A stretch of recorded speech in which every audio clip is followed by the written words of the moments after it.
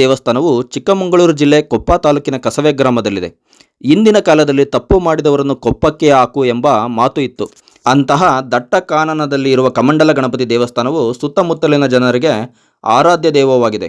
ಇಲ್ಲಿನ ವಿಶೇಷವೇನೆಂದರೆ ಇಲ್ಲಿ ಗಣಪತಿ ವಿಗ್ರಹದ ಮುಂಭಾಗದಲ್ಲಿ ಇರುವ ಒಂದು ಸಣ್ಣ ಒಳಕಲ್ಲಿನಿಂದ ನೈಸರ್ಗಿಕವಾಗಿ ನೀರು ಹೊರಬರುತ್ತದೆ. ಈ ನೀರು ವರ್ಷದ ಎಲ್ಲ ಕಾಲದಲ್ಲೂ ಬರುತ್ತದೆ. ಸ್ಥಳೀಯರ ಪ್ರಕಾರ ಈ ನೀರನ್ನು ಸೇವಿಸಿದರೆ ಹಲವಾರು ರೋಗಗಳು ನಿವಾರಣೆಯಾಗುತ್ತವೆ. ಕೊಪ್ಪದಿಂದ ಮೃಗವಧೆ ಕಡೆಗೆ ಹೋಗುವ ಟಾರು ರಸ್ತೆಯಲ್ಲಿ ಸುಮಾರು 3 ಕಿಲೋಮೀಟರ್ ಕ್ರಮಿಸಿ ಬಲಕ್ಕೆ ತಿರುಗಿ ಸುಮಾರು 1 ಕಿಲೋಮೀಟರ್ ಚಲಿಸಿದರೆ ಈ ದೇವಸ್ಥಾನವನ್ನು ತಲುಪಬಹುದು.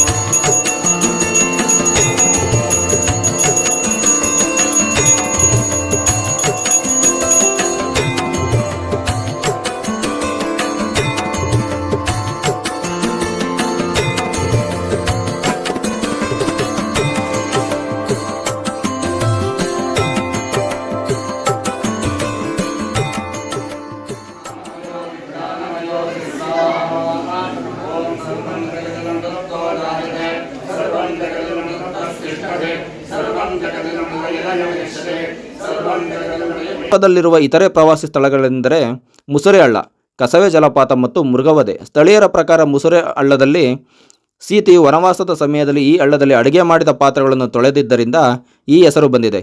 ಇದು ಕೊಪ್ಪದಿಂದ ಮೃಗವಧೆ ಕಡೆಗೆ ಹೋಗುವಾಗ 2 ಕಿಲೋಮೀಟರ್ ನಂತರ ಸಿಗುತ್ತದೆ. ಕಸವೆ ಜಲಪಾತವು ಸುಮಾರು 30 ಅಡಿಗಳಷ್ಟು ಎತ್ತರವಿದೆ. ಕಸವೆ ಗ್ರಾಮದ ಸರ್ಕಾರಿ ಶಾಲೆಯ ನಂತರ ಬರುವ ಚಂದ್ರಶೇಖರ್ ಅವರ ಮನೆ ಬಲಭಾಗದಲ್ಲಿ ಹಿಂಭಾಗದಲ್ಲಿ ಕಾಡಿನಲ್ಲಿ ಸುಮಾರು 5 ನಿಮಿಷ ನಡೆದರೆ ಸಿಗುತ್ತದೆ.